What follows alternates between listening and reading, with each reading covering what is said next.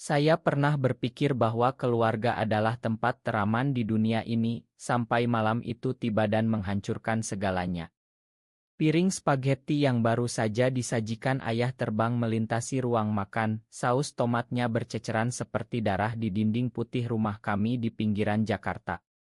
Keluar dari rumah ini.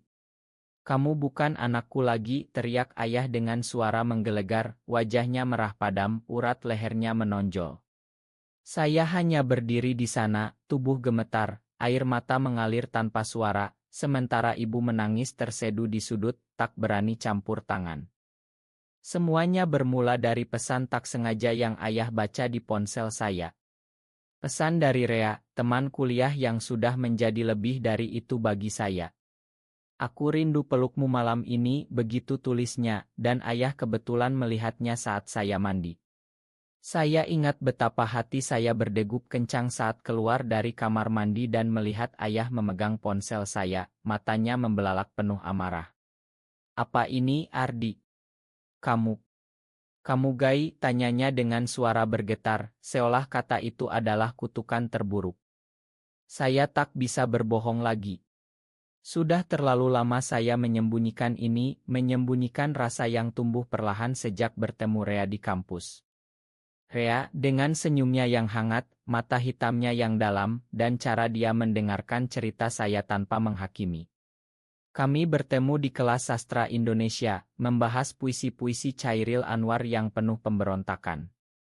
Dari sana, obrolan kami mengalir ke hal-hal pribadi, ke rasa kesepian yang sama-sama kami rasakan di tengah masyarakat yang tak pernah benar-benar menerima kami apa adanya. Tapi malam itu, segalanya runtuh. Ayah, seorang pegawai negeri yang taat, yang selalu bangga dengan nilai-nilai agama dan adat Jawa yang dipegang keluarga kami, tak bisa menerima. "Ini dosa besar, Ardi. Kamu maluin keluarga," katanya berulang-ulang, sambil melempar apa saja yang ada di dekatnya. Spaghetti itu adalah makan malam yang ibu masak spesial untuk merayakan ulang tahun pernikahan mereka, tapi kini jadi simbol kehancuran. Saya merasa dunia saya berputar, hati seperti diremas-remas. Mengapa cinta saya harus jadi sesuatu yang begitu menjijikan bagi ayah? Esok harinya, rumah terasa seperti kuburan. Ayah tak berbicara sama sekali dengan saya, hanya melirik dingin saat saya lewat. Ibu mencoba mendamaikan, "Ayah lagi emosi, nak. Kasih waktu," katanya pelan, tapi saya tahu ini bukan sekadar emosi sementara. Di Indonesia ini, menjadi gay seperti saya sering kali berarti kehilangan keluarga, kehilangan tempat pulang. Saya ingat teman-teman di komunitas online yang bercerita serupa, bagaimana orang tua mereka mengusir, memaksa kawin, atau bahkan membawa ke dukun untuk disembuhkan. Apakah nasib saya juga begitu? Saya memutuskan untuk pergi ke rumah kakek di desa, di lereng Gunung Merapi, Yogyakarta. Kakek adalah satu-satunya orang yang selalu mendengarkan saya tanpa prasangka. Sejak kecil, saat ayah sibuk kerja, kakek yang mengajari saya membaca Al-Quran, bermain wayang, dan cerita tentang kehidupan. "Hidup ini penuh rahasia, Ardi. Tuhan menciptakan kita berbeda-beda agar kita belajar saling mengerti," katanya dulu. Mungkin kakek bisa menjadi penyelamat saya sekarang. Perjalanan ke sana terasa panjang, kereta dari Jakarta ke Yogyakarta penuh sesak, tapi pikiran saya lebih sesak lagi. Saya memandang luar jendela, sawah hijau berganti kota kecil, tapi yang terbayang hanya wajah Rea. Saya belum berani cerita padanya tentang kejadian ini. Bagaimana jika dia takut, mundur? Cinta kami masih baru, rapuh seperti daun kering. Tapi di saat yang sama, Rea adalah satu-satunya yang membuat saya merasa utuh. Pelukannya, ciumannya yang lembut di malam-malam rahasia kami di kosan, semua itu seperti obat bagi jiwa yang selalu gelisah ini. Sampai di rumah kakek sore hari, angin sejuk menyambut, aroma tanah basah setelah hujan. Rumah joglo tua itu masih sama, dengan tiang kayu jati dan halaman luas. Kakek duduk di teras, memandang gunung dengan tenang. "Ardi, cucuku. Lama tak datang," sapanya hangat, memeluk saya erat. Saya hampir menangis di pelukannya. Malam itu setelah makan nasi liwet buatan Nek, saya cerita semuanya. Tentang Rea, tentang perasaan saya, tentang kemarahan ayah. Kakek mendengarkan diam, hanya mengangguk pelan. Kakek tahu, Nak, katanya akhirnya, suaranya tenang tapi dalam. Saya terkejut. Dari mana kakek tahu, tanyanya. Kakek tersenyum tipis. Kakek pernah muda juga. Dan kakek punya rahasia sendiri. Hati saya berdegup kencang. Apa maksud kakek?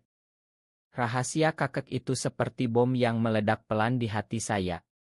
Malam itu, di kamar tamu yang berbau kayu lama, saya tak bisa tidur. Apa yang dimaksud kakek? Apakah dia juga pernah merasakan hal yang sama? Pagi harinya, saat kami minum teh di teras, kakek mulai bercerita. Dulu, saat kakek sesiamu, ada seseorang namanya Mas Joko. Kami teman dekat, lebih dari itu. Di masa pendudukan Jepang, kami saling melindungi, saling mencinta dalam diam. Saya terdiam, tak percaya. Kakek, yang selalu saya lihat sebagai sosok bijak, taat sholat, punya cerita seperti itu. Tapi kakek kawin dengan nenek, kata saya pelan. Kakek menghela naas panjang. Ya, karena aman itu tak memungkinkan lain. Kami pisah, Mas Joko pergi ke medan perang, tak kembali. Kakek kawin, punya anak-anak, termasuk ayahmu. Tapi rasa itu tak pernah hilang sepenuhnya. Kakek belajar hidup dengan rahasia itu. Air mata saya mengalir. Ternyata saya bukan satu-satunya di keluarga ini yang menyimpan beban berat. Kakek memegang tangan saya. Cinta tak salah, Nak. Yang salah adalah saat kita tak bisa menerima ciptaan Tuhan apa adanya. Kata-kata itu seperti balsem, menyembuhkan luka yang menganga. Tapi di saat yang sama, membuat saya semakin takut menghadapi ayah. Beberapa hari di rumah kakek terasa damai. Kami jalan-jalan ke sawah, kakek cerita tentang kehidupan desa, tentang toleransi di masyarakat Jawa kuno yang lebih luas daripada sekarang. Dulu, waria atau bisu di Bugis dihormati sebagai penjaga adat, katanya. Saya merasa lebih kuat, tapi rindu pada Rea semakin menyiksa. Akhirnya, saya telepon dia. Aku lagi di Yogyakarta, ada masalah di rumah, cerita saya singkat. Rea langsung khawatir. Aku ke sana yuk. Kita hadapi bareng. Hati saya hangat mendengarnya. Rea datang 2 hari kemudian, naik bus malam dari Jakarta.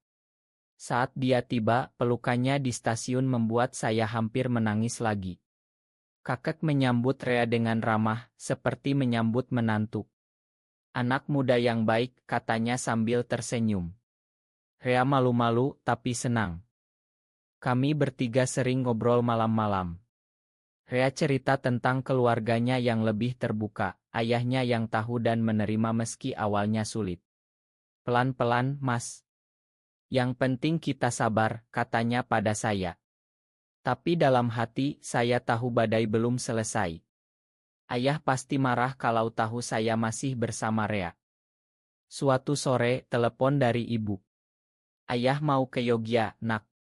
Dia bilang mau jemput kamu pulang. Suara ibu gemetar. Saya panik. Apa ayah akan marah lagi di depan kakek? Malam itu, saya cerita pada kakek. Biarkan kakek yang bicara dengan anakku itu, kata kakek tegas. Ayah tiba keesokan harinya, wajahnya keras, tapi ada kelelahan di matanya. Ardi, pulang. Kita lupakan ini semua. Kamu kawin, cari cewek baik, semuanya beres. Kata-katanya seperti pisau. Saya tak menjawab, hanya menunduk. Rea di kamar, tak berani keluar. Kakek ajak ayah duduk di teras. Duduklah, Hasan. Kita bicara dari hati ke hati. Ayah patuh, meski kelihatan tak sabar. Kakek mulai cerita rahasianya sendiri, tentang Mas Joko, tentang cinta yang dipendam. Ayah mendengarkan, awalnya diam, lalu matanya membelalak. Ayah. Kakek juga. Kakek mengangguk. Ya. Dan kakek menyesal tak pernah bisa hidup jujur. Jangan ulangi kesalahan kakek pada cucumu. Ayah terdiam lama, angin gunung berhembus dingin. Saya di dalam rumah, mendengar semuanya, hati berharap tapi takut. Tapi ayah bangun, ini beda ya. Aman sekarang lebih sulit. Orang-orang bilang dosa. Suaranya keras lagi. Kakek tak menyerah. Dosa yang sebenarnya adalah membenci anak sendiri. Pertengkaran mereka semakin panas, suara naik, sampai ayah pergi membanting pintu, meninggalkan saya lagi. Malam itu, saya menangis di pelukan Rea. Mungkin kita tak bisa bareng selamanya, bisik saya. Rea memeluk erat. Kita lawan bareng, sayang. Tapi dalam hati, konflik semakin dalam. Apakah pengkhianatan akan datang dari mana? Pengkhianatan itu datang dari tempat tak terduga. Beberapa minggu setelah ayah pulang dengan amarah, saya dan Rea kembali ke Jakarta, tinggal di kosan kecil Rea. Kakek menelepon sering, memberi semangat. Sabar, nak. Ayahmu akan sadar suatu saat. Tapi ayah tak hubungi saya sama sekali, seperti saya tak ada. Hidup dengan Rea terasa seperti mimpi indah di tengah mimpi buruk. Kami bangun pagi bersama, masak nasi goreng sederhana, pergi kuliah, malamnya saling cerita mimpi. Rea ingin jadi penulis, saya arsitek. Kita bangun rumah kecil di Bali nanti, katanya sambil tertawa, mencium kening saya. Saat-saat itu membuat saya lupa sejenak pada luka keluarga. Tapi luka itu terbuka lagi saat teman kuliah saya, Dika, yang tahu rahasia kami, mulai aneh. Dika awalnya dukung, tapi akhir-akhir ini sering ajak Rea nongkrong tanpa saya. Cuma ngobrol cowok, Mas, kata Rea. Saya percaya, tapi hati gelisah. Suatu malam, Rea pulang larut, bau alkohol. Di mana tadi, tanya saya. Bareng Dika, ngobrol biasa. Tapi matanya menghindar. Besoknya, saya lihat pesan di ponselnya yang tak sengaja terbuka, dari Dika, malam tadi asyik banget. Kapan lagi? Hati saya hancur. Apakah Rea selingkuh? Konfrontasi malam itu dramatis.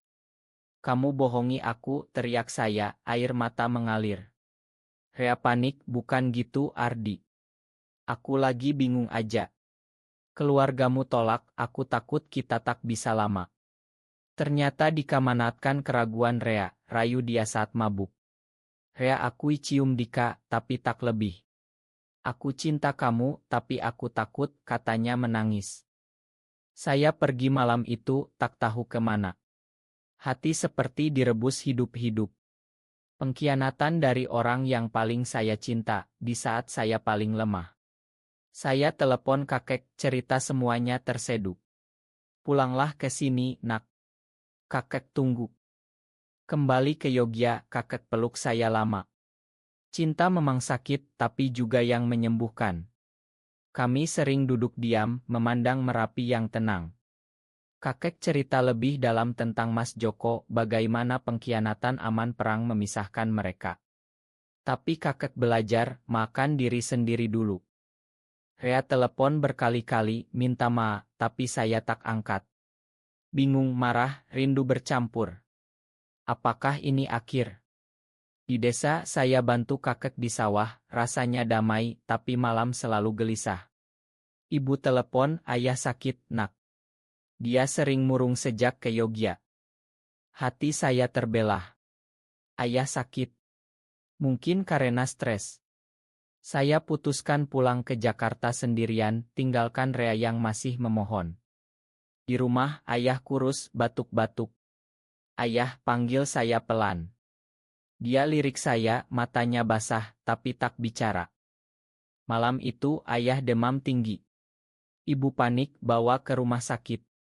Dokter bilang stres berat, tekanan darah tinggi. Saya jaga diri, pegang tangan ayah yang dingin. Dalam tidurnya, ayah bergumam, "Ma, Ardi. Ayah salah." Air mata saya jatuh. Apakah ini awal rekonsiliasi? Tapi Rea telepon lagi, aku datang ke Jakarta, kita bicara. Konflik semakin rumit. Saya tak tahu harus pilih mana.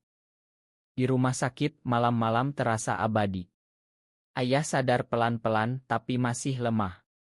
Saat mata kami bertemu, ada sesuatu yang berbeda di pandangannya, bukan amarah, tapi penyesalan.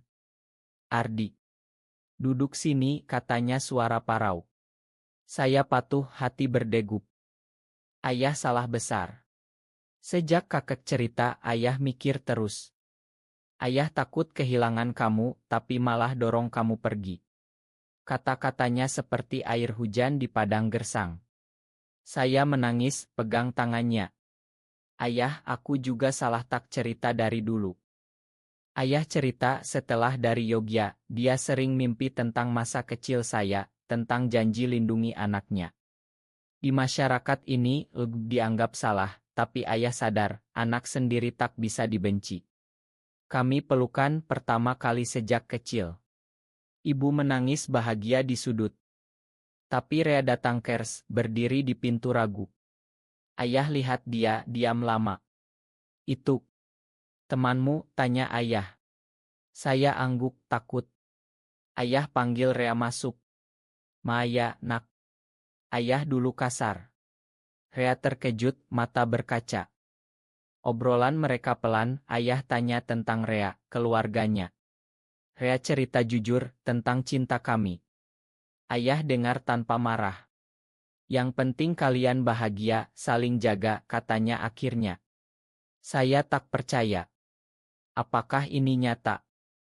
Pulang dari rumah terasa berbeda. Ayah masih lemah, tapi mulai terbuka. Kakek datang ke Jakarta, bantu jelaskan lebih dalam.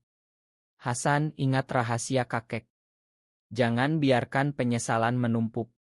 Ayah peluk kakek, menangis seperti anak kecil. Tapi bukan berarti semuanya mulus. Tetangga mulai bisik-bisik, ada yang jijik saat tahu. Ayah hadapi mereka tegas, anak saya, urusan saya. Saya bangga, tapi juga takut. Rea dan saya lebih hati-hati, tapi cinta kami semakin kuat setelah pengkhianatan itu. Rea akui kesalahannya, kami janji lebih terbuka. Konflik terakhir datang dari Dika yang sebarkan rumor di kampus. Teman-teman menjauh, tapi juga ada yang dukung. Kami lawan bareng, lapor kampus, Dika minta maaf. Pengalaman itu buat kami matang. Kakek bilang hidup ini perjuangan menerima diri dan diterima. Kata itu jadi pegangan. Tahun berganti, luka pelan-pelan sembuh. Ayah semakin dekat dengan Rea, ajak makan bareng, cerita masa muda. Dulu ayah juga pemberontak, katanya sambil tertawa. Ibu senang melihat rumah ramai lagi. Tapi masyarakat tak semudah itu berubah. Saat Idul Fitri, saudara jauh datang, ada yang sindir, Ardi belum kawin ya. Ayah bela, biarkan dia bahagia dengan caranya. Beberapa pergi marah, tapi yang lain diam, pelan-pelan paham. Saya dan Rea rencanakan masa depan, cari kerja, mimpi pindah ke kota lebih terbuka seperti Bali. Tapi kakek sakit, paru-parunya lemah karena usia. Kami sering ke Yogya jaga dia. Di ranjang sakit, kakek pegang tangan kami berdua. Kakek bangga kalian berani hidup jujur. Kakek tak bisa dulu, tapi kalian bisa. Air mata jatuh. Kakek cerita terakhir tentang Mas Joko, surat lama yang disimpan. Baca ini setelah kakek pergi. Surat itu penuh cinta, penyesalan, harapan. Membacanya buat saya semakin tegar. Rea dan saya semakin dalam cintanya, saling dukung di saat sulit. Pengkhianatan dulu jadi pelajaran buat kami lebih kuat. Ayah bahkan bilang kalau kalian mau kawin cara kalian, ayah dukung. Meski di Indonesia belum legal, dukungan keluarga sudah cukup. Tapi badai kecil datang lagi saat ayah kena tekanan dari kantor, teman-temannya ejek karena punya anak gay. Ayah stres lagi, tapi kali ini kami hadapi bareng. Ayah, kami bangga punya ayah seperti ayah, kata saya. Ayah tersenyum peluk kami. Kakek semakin lemah, tapi senyumnya selalu cerah. Tuhan Maha Pengasih, Dia paham hati manusia. Kata itu jadi mantra kami. Kakek meninggal damai di rumah joglo, dikelilingi kami semua. Pemakaman sederhana, tapi penuh doa. Ayah menangis seperti anak hilang, pegang tangan saya erat.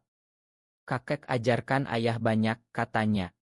Surat Mas Joko kami baca bareng, air mata bercampur. Setelah itu, keluarga kami lebih erat. Ayah pensiun dini buka warung kecil di Jakarta, Rea bantu. Kami hidup biasa, tapi penuh cinta. Masyarakat pelan-pelan terbiasa, beberapa tetangga bahkan ramah. Saya dan Rea akhirnya pindah ke Bali, buka kai kecil dengan tema sastra.